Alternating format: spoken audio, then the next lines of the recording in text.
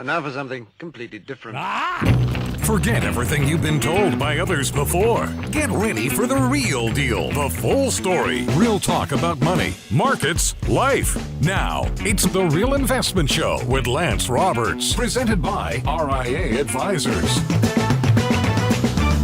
And good morning and welcome to the Wednesday edition of The Real Investment Show. It's hump day, of course. That means Danny Ratliff will be joining me here shortly. Got a lot of stuff to get into today.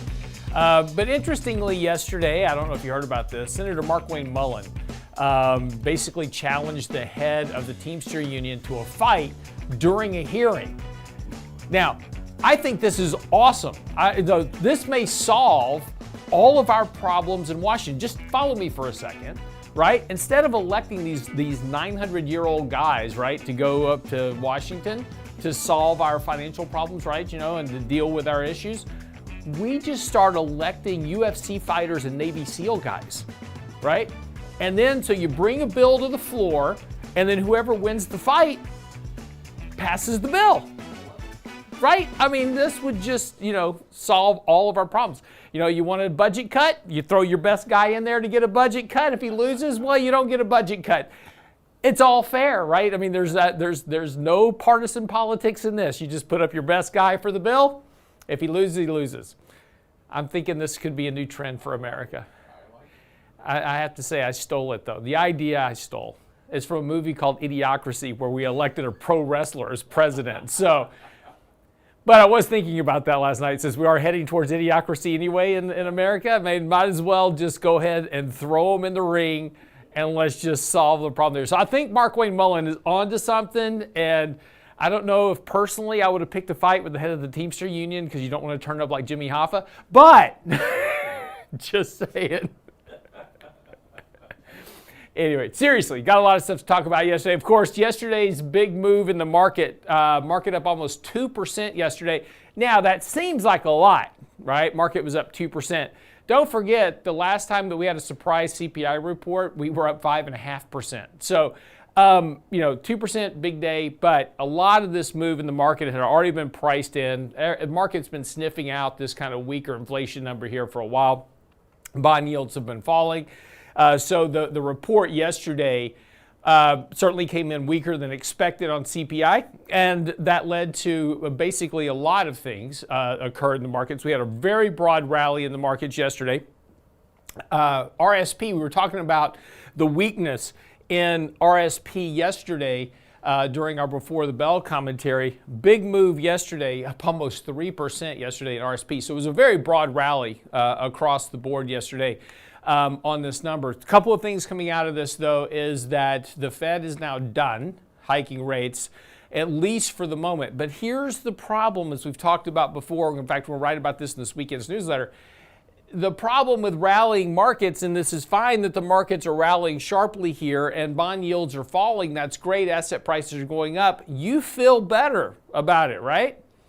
This whole rally here has made you feel a lot better lately. That's certainly a lot better than you felt during October during the decline. So now all of a sudden you feel better, so hey, you know what, let's go out to dinner tonight because my portfolio's up, right? It's all good. Problem for the Fed is that lower yields and higher asset prices ultimately lead to more activity in the economy. That's inflationary. So while the Fed is trying to figure out how to keep monetary policy tight in order to slow economic growth and keep inflation coming down towards their target, because we're not there yet, the market is already starting to loosen those financial conditions. So again, big challenge for the Fed, but the Fed is probably done here. Markets are already pricing in that the terminal rate is now equal to the current Fed funds rate. So most likely coming in December at the next meeting for the Federal Reserve, the FOMC meeting, they will have to figure out how to tailor their language to say, I'm done hiking rates without actually saying I'm done hiking rates. But that's going to be the read that we're going to most likely get from the statement coming in December. Again, the question though, and again, Jerome Powell was very clear about this. It's not clear that we have actually, defeated inflation. It's just one report. Markets getting a little bit ahead of themselves right now. But the employment report was weaker. The Citigroup economic surprise index has rolled over. We are slowing economic activity. That will continue to weigh on that inflationary pressure. So again, the question is can the Fed stop hiking rates here, allow the markets to rally at this moment, yields come down, but still not get a big uptick in inflationary pressure. So allow them just to kind of keep rates higher here for a while until we actually see that lag effect kick in potentially next year and you start to see slower economic activity, and then you can talk about Fed rate cuts at that point. But that also brings up the other question. Normally, when the Fed is cutting rates, you see a weakness in the markets because as they're cutting rates is because you've either gotten into a recession, you have to reprice valuations, earnings, etc. Or have we now trained investors to buy rate cuts? We'll have to see. It's all about psychology. We'll see how the markets handle it. But again, yesterday, very big move. Here's what you need to know before the bell this morning. We talked about this yesterday a bit, that when that we gotten above the 100-day moving average, we needed to hold that support at the 100-day moving average. We tested it on Monday. Yesterday's rally clearly punching through and confirming that break above resistance. So the 100-day moving average is now support for any pullback. So any pullback towards that 100-day moving average, that's going to be a buying opportunity, at least here in the short term. So continue to buy dips. Still on a buy signal here in terms of our MACD. Very strong buy signal right now. But the market is now back into overbought territory. So we are now overbought. So expect a bit of some profit taking here. Again, I don't know what's going to cause it other than just, basically the market's really gotten pretty far ahead of themselves. We're going to have another potential rally this morning. Futures are pointing higher. But again, we've gone a long way. This is a 78.6% retracement of the entire decline from the June, July highs. So again, we've almost fully retraced that entire decline from the summer just in a couple of weeks here, which is a very, very strong advance. And again, nothing wrong with that. We talked about the extreme bearishness back over here when we were getting down towards these lows. We were talking about here on the show in the morning. Markets were extremely oversold, very bearish. We were going to get a rally. Well, that rally came in spades and again has been very, very strong here. So it's good. Don't forget to take some profits. If you were really stressed out here in the markets during these October lows like I was, this is a good time to rebalance some risk and think about what you want to do with your portfolio heading into year. And again, don't be too bearish here. There's no reason to be bearish here short term, but we are overbought, and so we are going to get some type of relaxation here. It's going to be a slow grind sideways. It'll be a bit of a pullback. Whatever causes it, don't know, and I don't know the timing. Could be next week, could be 2 weeks from now, whenever it occurs. You are going to get some type of a pullback. You can buy that dip for the year-end rally. Now, once we get past year-end, I have no idea how this is going to play out. So we'll have to kind of work through this as we get there. But again, for right now, use any type of weakness here. Add exposure to portfolio as needed, but don't forget to take some profits. Again, if you're really overweight equities and kind of got ahead of your skis, look to take a little bit of profits off the table for the time being. As I said yesterday, bonds also had a very, very good day. Clearly broke above the 50-day moving average. We have an interesting pattern that's developing in the bond market right now. This is TLT as an example. But you have a very clear left shoulder here ahead and now a right shoulder. So you've got this inverse head and shoulders pattern. And we actually took out this kind of neckline yesterday. So again, it looks like we're starting to build a very clear bottom in Treasury bonds for right now, and suggesting higher prices, potentially about 93 as our first target on TLT right now, over the course of the next couple of weeks. So again, market's looking good, really kind of across the board. Again, no reason to be bearish here right now as we head into the end of the year. That's what you need to know before the bell this morning. Coming back after the break, we will pick up with Danny Ratliff. Got a lot of stuff to get into this morning all across the markets. So we'll talk about that and more right here on the Real Investment Show. Don't go away.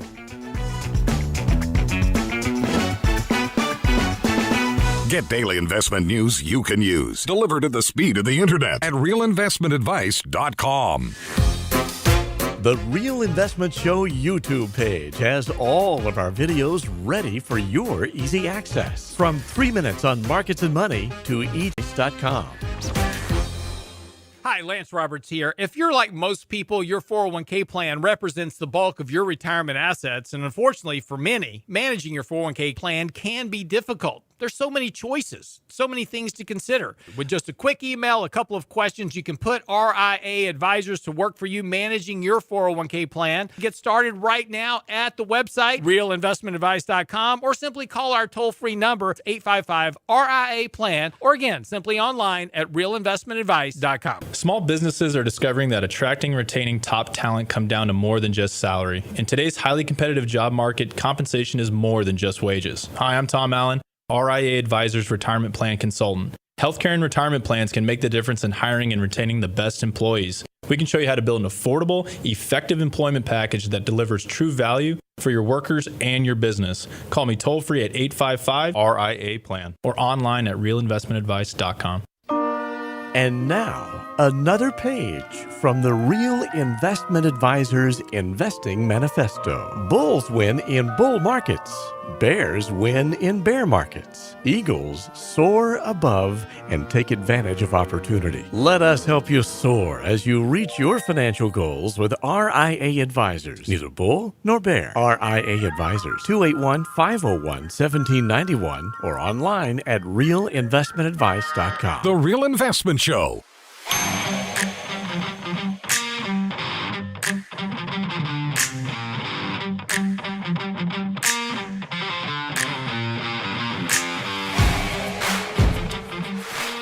So welcome back to the show. Of course, it is the Hump Day edition as we grind through this pre-holiday trading week. Don't forget, next week we only have a couple of trading days. Thursday is closed, Friday's half a day. So basically, starting on Wednesday, ain't nobody going to be around, as they say, in the markets.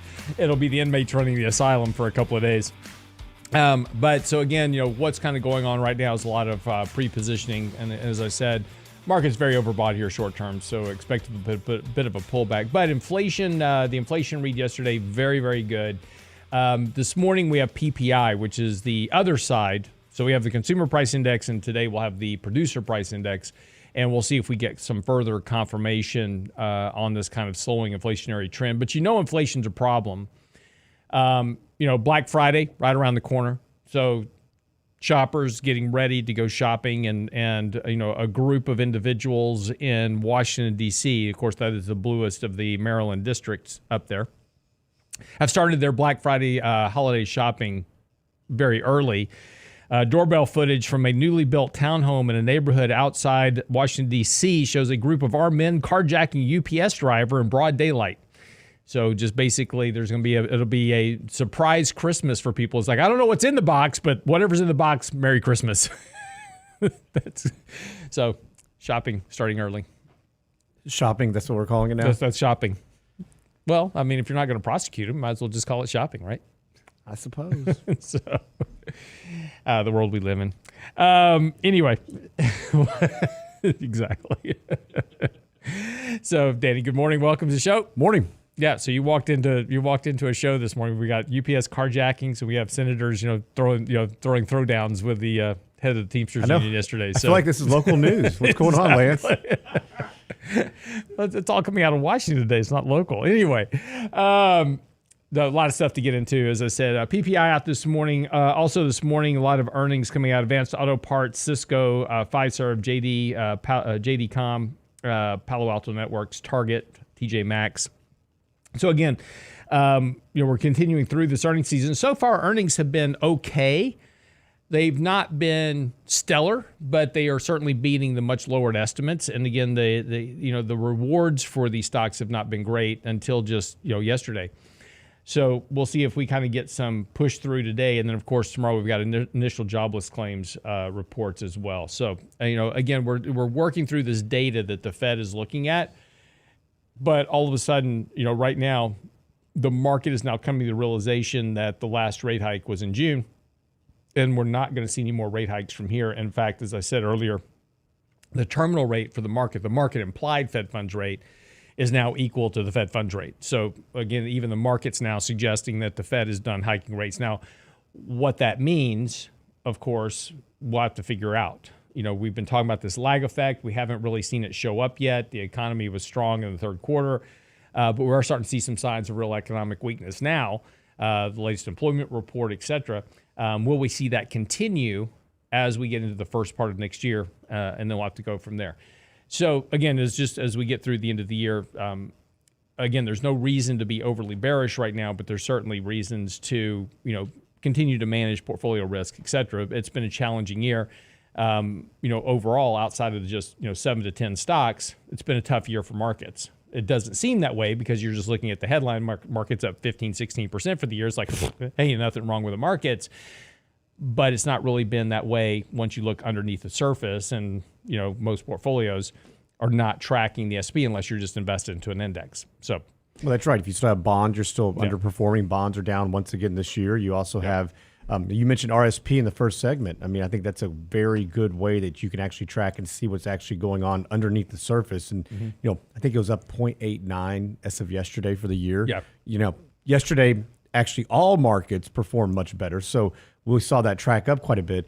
But at the end of the day, I still think it's a difficult environment. And I think what a lot of people, too, are struggling with is that everybody kept waiting to purchase longer duration bonds or any types of bonds for that matter, with the exception of we saw a lot of people buying on the short end. And now I've gotten a lot of emails or calls saying, hey, should we go buy right now?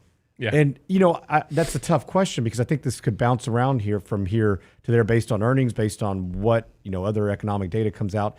If it's stronger, we're going to see yields pop back up a bit. But if it's weaker, we could likely see these continue a downward trend. How far down, though, Lance? I mean, if you just mentioned, the Fed's implied rate, we're right there. Yeah, no, that's right. And again, the big issue is that it's not been, and again, it's a very deceiving market to your point, which has made it challenging if you're an investor and you kind of look at the market every day, you look at the CNBC and it's like, wow, the S&P is doing great this year. My portfolio's not. It's very deceiving because, again, you're only looking at a handful of stocks. And again, most people don't own just 7 stocks, right? If you did, great. You're doing awesome this year. But if you own pretty much anything else, and including fixed income or anything else, it's been a challenging year. And again, not surprising. If we go back to January of 2022, even where the markets are, just by the way, perspective-wise, yes, the market's up 15, 16% for the year. We're still lower than where we were in January of 2022. So we've gone almost 2 full years now without a new high in the markets. So again, that's also a bit of perspective as to what's going on. It's been great that, we went through an entire rate hiking cycle and an economic slowdown without crashing the markets. That's awesome, right? We're only down 20%-ish in 2022. It's awesome that we didn't completely crash the markets, but the markets have gone nowhere over the last 2 years. So, if you've been, banking on 6% annualized gains, it's been a very tough, challenging 24 months to do that. Again, that's just the way things are right now. Those will definitely improve, but we'll have to see how things work out from here. So, but again, it's just, these are the things to kind of just look at as we continue to move forward. And again, and to Danny's point about bonds, it's been interesting because, we've talked about bonds a lot here on the show. We've written tons of articles. We've talked about, Danny and I talked about bond math, on the show a while back, saying, hey, here's the opportunities. And, we warned against the risk of, piling into very short-term treasuries just for the yield and missing the long-term opportunity that was going to come out of owning bonds. And now we're starting to see that play out here, and we're starting to see that begin to recover. And again, we said that when the bond move started to happen, it was going to happen very quickly, and that's exactly what's been happening. So again, there's still upside here left in bonds, but the question is how much more upside is there? Where do yields cap out on the downside? Is it 3%? Is it 2%? Is it 1.5%? A lot of that will depend on the economy next year, which none of us have a really clear view on about exactly how that's going to work out. So again, we'll keep you up to date. We'll keep you apprised of what's going on here. But again, just as we kind of just watch things, and as I said earlier, the markets have gone very far, very, very quickly. So don't be surprised if they stall out here a little bit. You're going to start, I'm already getting emails like, oh, this is just another bear trap, and it's just going to suck everybody in and then dump on them. Be really careful about that, right? We've had a lot of that conversation over the last 12 months or so, And every time everybody expects the floor or the rug to drop out of the markets do exactly the opposite of that expectation. So again, just kind of follow along. Market's overbought here short term. Look for a bit of profit taking. Do a little bit of risk management. You'll be fine. Okay, Danny, enough of that. So enough of that. Enough of that for this morning. Well, but I do think it is interesting to put it in a little bit of perspective. So if you go to Treasury.gov, you can actually pull up where these yields have been, and you can see that it's been bouncing around from really about 50 basis points, up and down. And I think that's the more difficult part because you get the headline news and oh my gosh, bonds have dropped considerably, but they don't tell you where they were, 2 weeks ago, a month ago, 2 months ago. And we're really been trading kind of in a range for the most part. I mean, what are your thoughts on, do we see, if we get better economic data, do you actually see yields increase a little bit from here? Well, yeah. I mean, yields will go back up if we start getting really strong economic data. Yeah. Better earnings. Yeah. But and that's what you would expect, though. Yeah. If your economy's improving, then your earnings are going to improve because your economy's doing. Why is the economy doing better? Because people are buying stuff. But the problem is that's also going to generate inflation, which is going to pull yields higher, which is going to put the Fed back on hiking rates. Yeah. So that's the problem. Well, Home Depot says that inflation's done.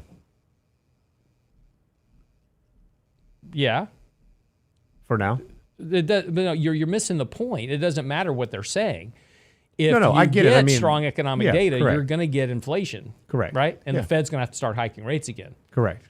Right? That's the problem with the market rallying is that eases monetary conditions. So yields falling, stocks rallying eases monetary conditions, which is going to put the Fed back on rate hiking campaign because Correct. they don't want that. They don't want if you get easier monetary conditions, you're going to get inflation because people are going to feel good and they're going to start spending money.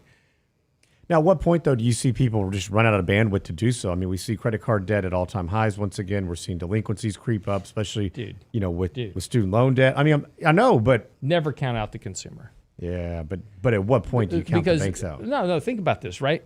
What did we start a couple of years ago in earnest when things were getting really... I'm sorry, I actually go back about 5 years now. Time flies. But things were getting pretty tight around the belt before March 2020, and what did we come up with? We came up with all these. Well, you don't want me to. Well, no, we came up with all these stimulus. Yeah. No, not stimulus. That also did that, right? But no, in the economy, we had all these companies show up that would just give people private credit, right? Yeah, It was payment all, plans. Yeah, all these payment plans. So it gave people access. So you didn't have to go to the bank to get a credit card. You could go to these other places and get money. And what else do we see people do? You see people throw up these GoFundMe accounts and people just start sending them money. It's like, oh, I'm having trouble paying bills. I need $1,000, and people will send them $1,000. So never count out the consumer. Man, I'm always for goodwill, but And again, another thing is that you see, and when economics slow down, what do you see? What do you see increase every time the economy slows down? Watch your disability payments; they go up. People claim disability. So never count the consumer. at some out. point you can't move out of that train, though. I'm not disagreeing with you. It's just that every time you expect that the consumer is done, they figure out some way to find money. Yep, that's true. Going into debt. It's the American dream. Be right back after the break.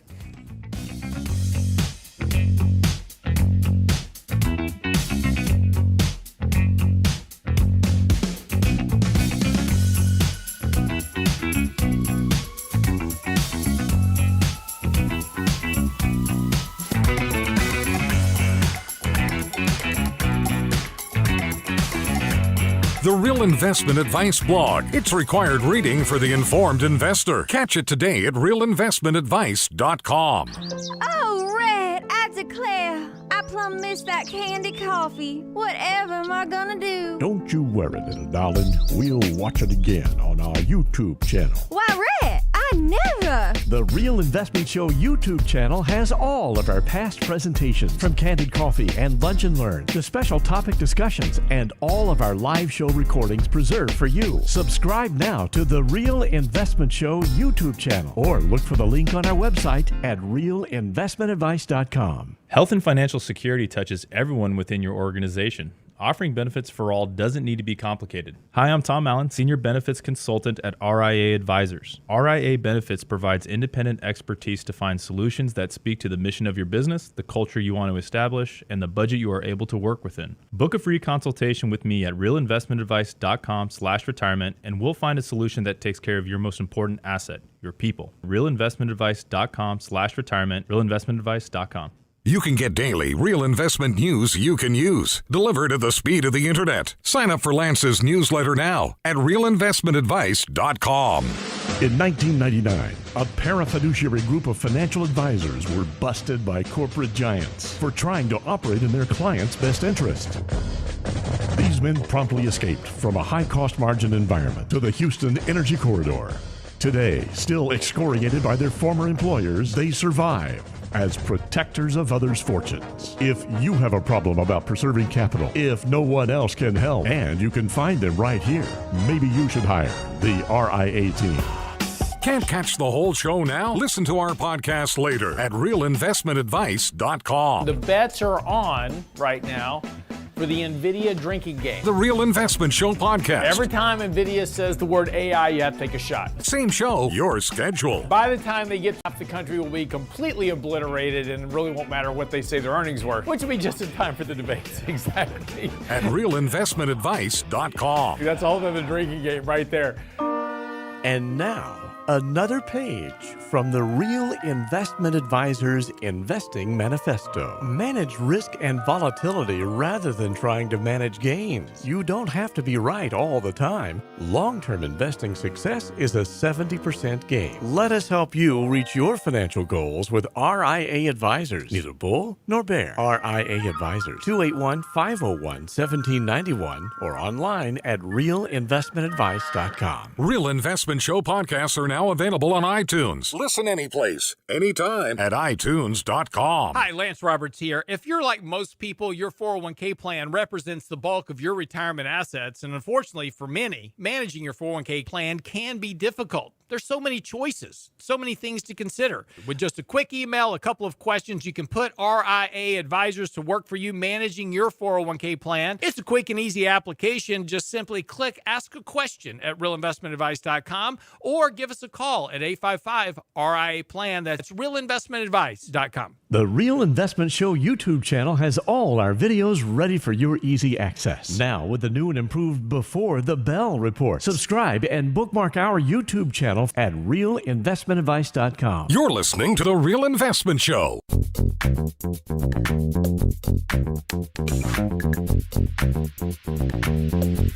So welcome back to the show this morning. Danny Ratliff joining me. I want to talk about technical analysis here real quick. And you know, I know it's a bunch of technical mumbo jumbo and, you know, it's difficult to understand. And particularly if you're driving in your car right now, listening to the radio, it's even more important to do this. But, you know, again, you know, we've talked about before is that technical analysis is a good way of understanding market sentiment in the short term. Market in 2022, because of high valuations, markets have not gone anywhere over a 2-year period. So that's what you would expect from high valuations.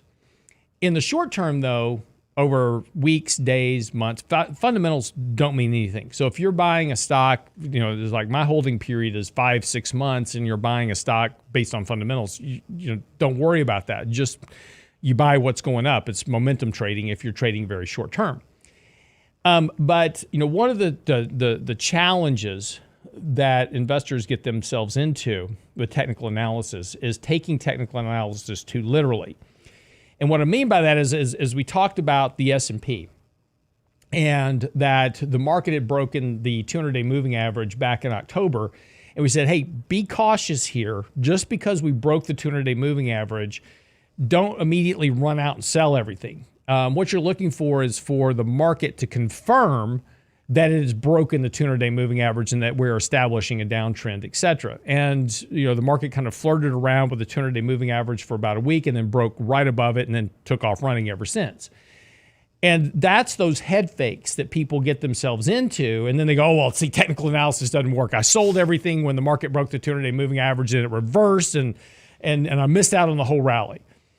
And this is why technical analysis gets a bad rap. And but the thing with technical analysis is that it's not an absolute indicator. And this is why we always talk about waiting for confirmation. So when you get something that occurs, be patient. Give it a couple of days. See if it confirms what you think the message is telling you. Good example, bonds, look like they're forming a inverse head and shoulders bottom, very bullish. We need confirmation of that. We need it to hold there. And we needed to retest that bottoming process to tell us that, okay, yes, it's now confirmed and we're now moving in the right direction. So patience is important. The reason I bring this up is there was a very interesting article out yesterday morning before the market opened. Business Insider published an article entitled "The Dow Jones Has Seen a Dreaded Death Cross. Here's what it means." And so, Danny, you've got the article there. What did the article go on to tell us about this dreaded death cross in the Dow? Then I'll tell you what happened yesterday. Well, let me find the article, Lance. I thought you had it. I thought you had it up. I did have it up, and then I thought we moved on here.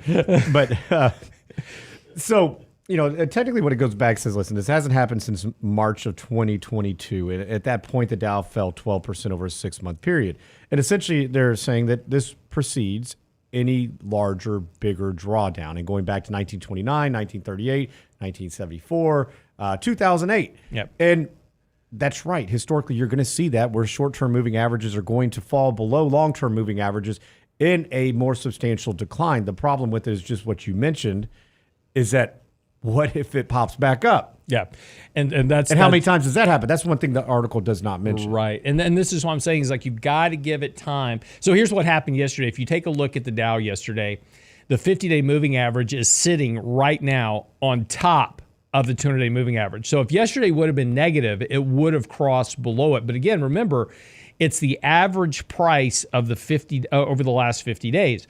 And so that huge rally in the Dow yesterday caused that 50-day moving average to bottom and turn slightly up because it improved the price of the last 50 days of that rally yesterday, so it didn't cross. And so now if you had read this article yesterday morning, and this is my point about this, if you'd read this article yesterday morning and then immediately ran out and sold everything because of the dreaded death cross and you wanted to avoid the 12% decline, you not only did not get the 12% decline, you also missed out on the entire rally yesterday. So, and again, the death cross has not occurred. It got very close, right? It's a near miss, but it didn't actually cross. And so this is why you always want to wait. And generally what I try to tell, we talk about this on the show when people ask me, so I tell them, say, look, whatever happens, particularly if it happens early in the week, you get some technical signal, sell signal, whatever it is, early in the week, just be patient. If the sell signal still exists on Friday when the market closes, you've probably got a decent signal of whatever it is, buy signal, sell signal, etc. So wait for the weekly close and see where the market is. And again, we could very well sell, we could get a really hot inflation print today and completely reverse all of yesterday's CPI gain. If PPI comes in super hot today, we could completely reverse all of yesterday. I mean, it's possible, right? I'm not saying it is. And then that death cross occurs. But then let's see where we end the week. And that'll give you a better indication about where the markets are actually trending and trading. So, again, this is, we've spent so much time over the last couple of weeks talking about narratives and being really careful about falling victim to these very narratives. And again, this is all the Dow Jones has seen a dreaded death cross. That'll get you to read the article.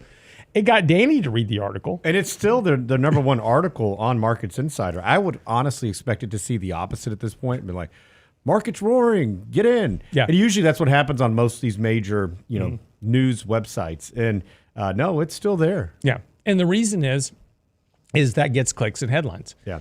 And what's on the top of web pages is whatever's generating the most clicks, right? Correct. So again, the more bearish the headline is, the more clicks and views it's going to get. And that's why you have to be careful about narratives, right?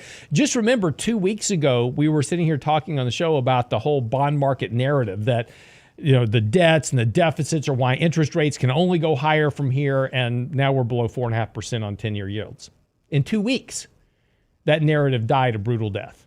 So, but it can also change, sure, very quickly, and we can get another narrative. And so the point is and as always the case, be careful of these narratives because they'll get you onto the wrong side of the trade. Just pay attention to what the data is doing. And again, this is why technical analysis, and you don't have to be adept at it, right? I mean, you can pretty much look at a price chart and see if it's trending up or down. I mean, that's not, not really difficult. So if it's trending higher, that's probably a good thing. If it's trending lower, it's probably not a good thing, depending on what it is, right? I mean, yields lower is a good thing for bonds. But and where you are within that wedge or right. What you're looking at. I mean, there's a lot that goes into it, but you can look at it, you don't be have, a novice and get a pretty good idea. Yeah, and that's because all you want to know is are things, what does the market think about this investment, whatever it is. Because remember, the market's just a bunch of buyers and sellers driving the price in one direction or the other. And so if the market is telling you that they like this particular investment or not, then that's probably a decent, opportunity that you can put some money to work and probably make some money with it. Now, longer term, that may not be the case, right? After you get past a couple of weeks or a month, again, fundamentals are going to start to matter at some point. So if you buy something really overvalued, you're going to pay the price for that at some point, but not over the next few weeks, right? So I've been harping on narratives a lot because, I get tons of emails from people that are sending me, video clips from some guy on YouTube talking about the end of the world and, wow, these things are, we're going to go. There was an article this morning about the bankruptcy of the United States is right around the corner. It's not, right? Great for headlines, terrible for investing. So just, again, I keep coming back to this because it's just been so prevalent lately, but just be careful. And that's our whole point. Well, speaking about balance sheets, haven't central bank balance sheets declined in aggregate, but still higher than pre-pandemic? Yeah. And, the Fed's going to do QT, until they get, kind of money market balances, back into what they call reserve balances, back into a nominal range. And we're pretty close to that. So I would expect QT to probably end in the first 3 to 6 months of next year. But yeah, overall, central banks have reversed. And this is why you've seen, pressure on markets as well. You've extracted liquidity from markets, and it's also driven, to higher yields. But don't worry, the Fed's going to be back buying bonds. It'll just be probably later next year. And that's now when the anticipated rate cut happens. It was June, now it's May. Odds went way up, supposedly, of this rate cut, right? Another narrative. Yeah. And again, I saw some predictions this morning. May see the first rate cut as soon as March. Whoa. Now, I don't see that because, again, my premise is, and look, this is my narrative, and I could be wrong. So be careful with narratives. My premise is that the Fed's not going to cut rates until there's a problem economically, right? So either you're facing down a recession, et cetera, because the reason the Fed is going to cut rates is to stabilize economic activity to keep from falling into deflation, right? Now remember, what the Fed wants is they want 2% inflation. That means that they want prices for everything you paid for 2% higher next year than they were this year. That's what the Fed wants. What the Fed doesn't want is negative inflation or deflation. And so if they really start to see evidence of a slowing economic environment, which by the way would not be good for earnings or the market, that's when they're going to start doing QE and cutting rates and doing those type of things. That's not good for stocks, by the way. Initially, it's great for stocks longer term because of all the liquidity, but not initially. Come back after the break. Pick up Danny Ratliff. Don't go away.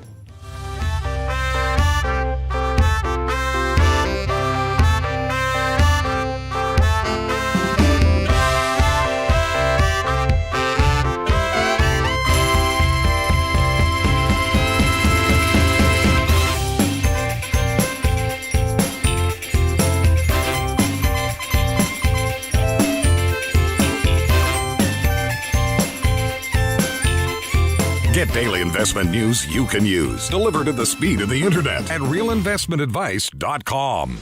In 1999, a parafiduciary group of financial advisors were busted by corporate giants for trying to operate in their clients' best interest. These men promptly escaped from a high-cost margin environment to the Houston Energy Corridor. Today, still excoriated by their former employers, they survive as protectors of others' fortunes. If you have a problem about preserving capital, if no one else can help, and you can find them right here, maybe you should hire the RIA team. Hi, Lance Roberts here. If you're like most people, your 401k plan represents the bulk of your retirement assets, and unfortunately for many, managing your 401k plan can be difficult. There's so many choices, so many things to consider. With just a quick email, a couple of questions, you can put RIA advisors to work for you managing your 401k plan. Get started right now at the website, realinvestmentadvice.com, or simply call our toll-free number, 855-RIA-PLAN at realinvestmentadvice.com. Small businesses are now being challenged by the lack of employees and how to attract and recruit the best employees. To get the better employee, you'll have to offer a better package. Hi, I'm Tom Allen, RIA Advisors Retirement Plan Consultant. Don't assume a 401k plan is too costly or complicated for your small business to offer. Let us show you how to make the most of an affordable and effective plan that will deliver true value for your business and your employees. Call me toll-free at 855-RIA-PLAN or online at realinvestmentadvice.com. That's realinvestmentadvice.com. And now, another page from the Real Investment Advisors Investing Manifesto. A passive investment portfolio requires active risk management. It's not a choice, it's necessity. Diversification doesn't protect against risk of loss. Let us actively help you reach your financial goals with RIA Advisors. Neither bull nor bear. RIA Advisors, 281-501-1791 or online at realinvestmentadvice.com. The Real Investment Show.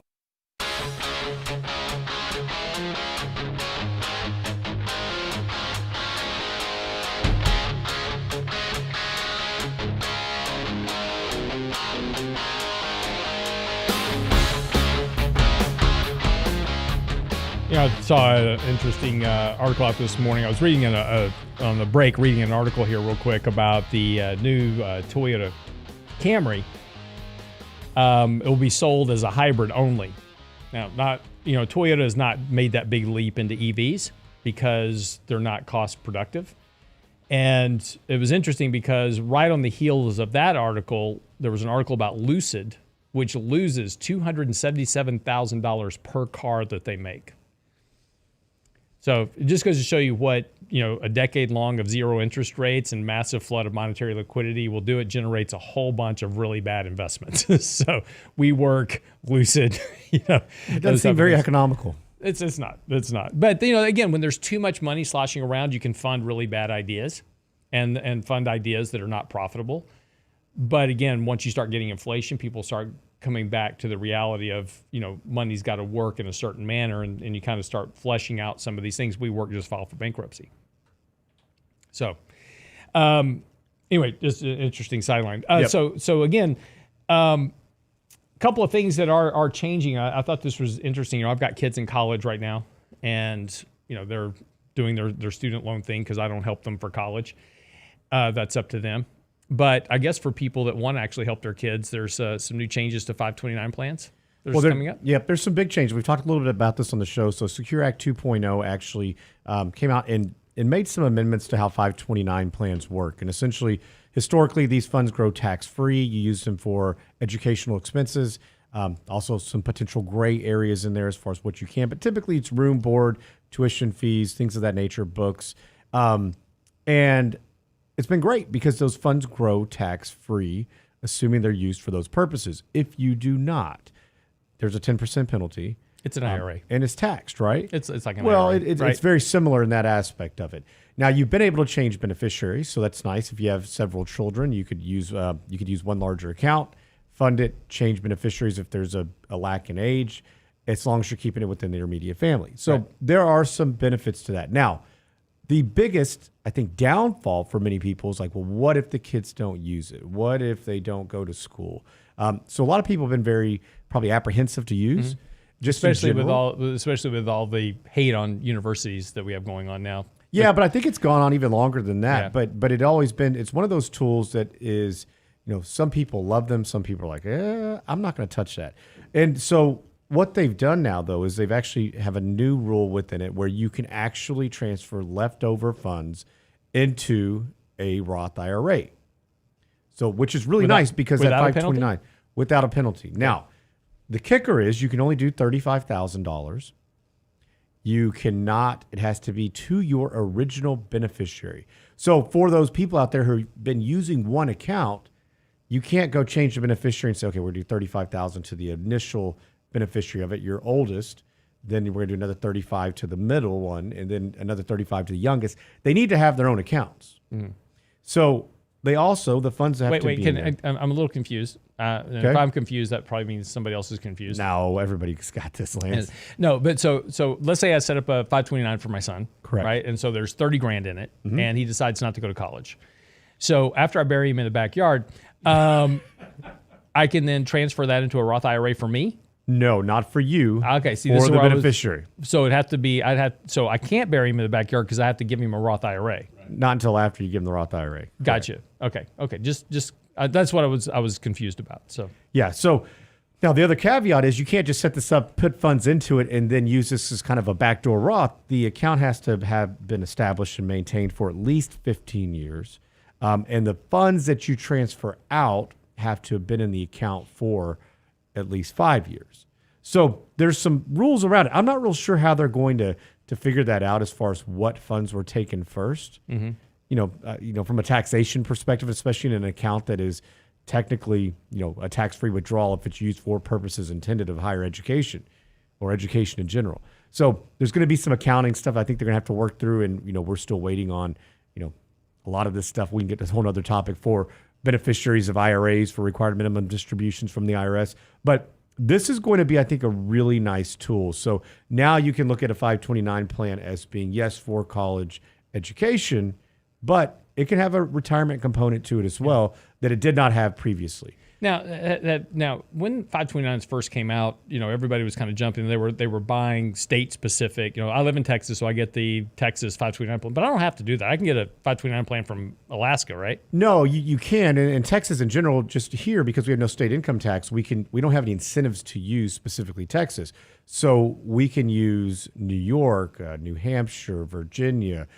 There's so many different places. Now, so you find the best. The point is, you find the best performing 529 plan. Yeah, or the cheapest cost, one that has more investment options. Now, the problem with 529 plans in general, just from an investment perspective, is many of them only offer age-based solutions. So meaning that your child is, they're 1 year old, they're going to be super aggressive regardless of economic conditions.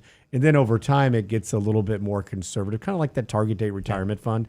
And you need to find one that does give you some options on what you can invest in. Historically, they're kind of like a 401k though, Lance, like pretty limited. You may have 10, 15, 20 options.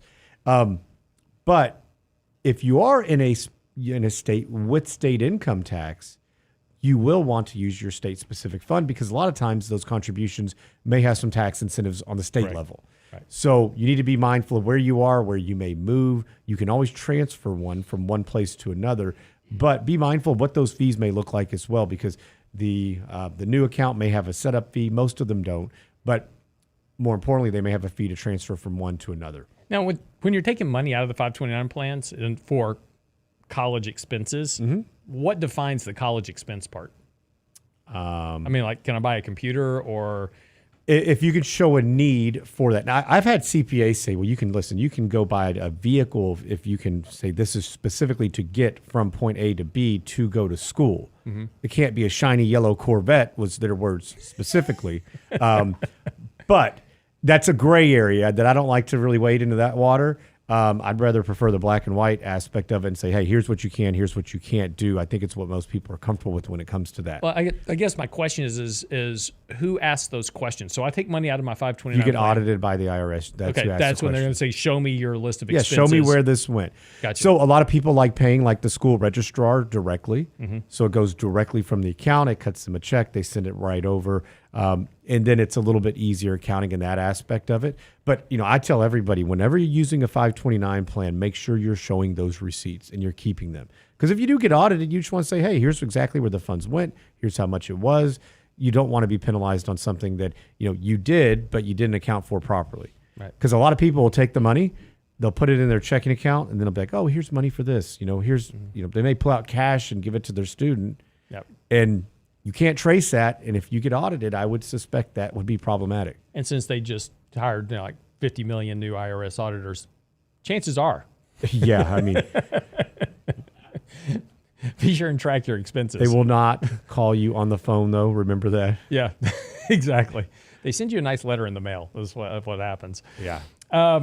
So that's all good stuff. And again, when you're talking about, saving for college and doing those type of things, there's lots of ways to do that. But also don't forget is that there's so many grants and other things that are out there that people simply just don't apply for because they just go, I'm not smart enough, or whatever.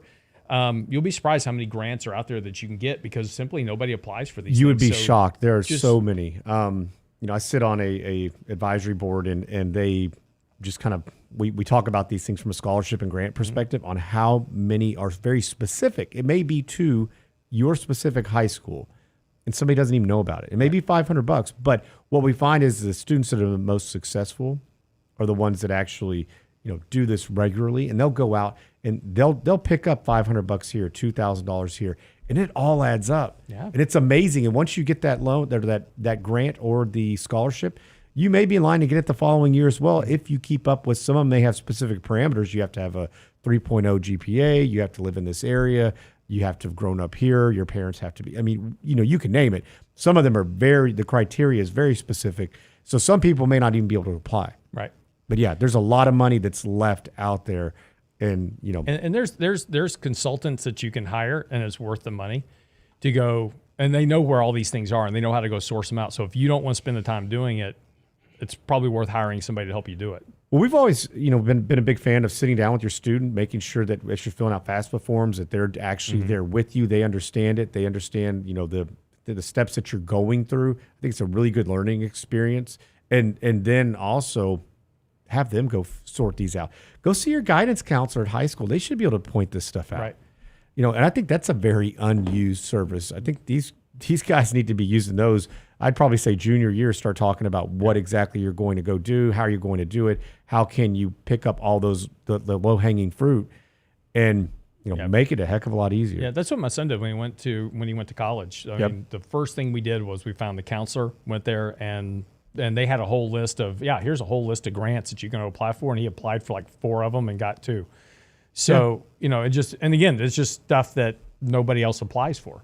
So. Well, I think the problem too, sometimes they may say, well, we make too much money to get this. Yeah. Sometimes it's not based on income. On income. That's right.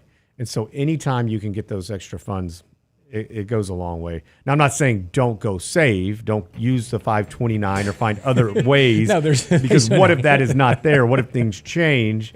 So make sure you have that money saved, but utilize that 529 as a tool. And it may not be for everybody. You may not have the time for it, and you may not have the time, that 15-year requirement and 5 years that those contributions have to be in there.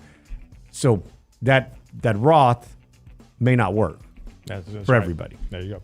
Danny, thanks so much. Appreciate you, as always. And that wraps up the show for the day, the Wednesday edition, the Hump Day edition. PPI out this morning. Target reporting earnings this morning.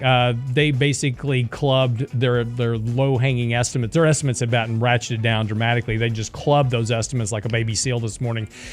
Stock's going to be high up this morning, but sales fell. So again, back to the consumer. We're going to be paying very close attention to that. Also this morning, lots of economic data out PPI. We'll talk about it tomorrow with Michael Leibowitz. We'll see you then on the next edition of The Real Investment Show.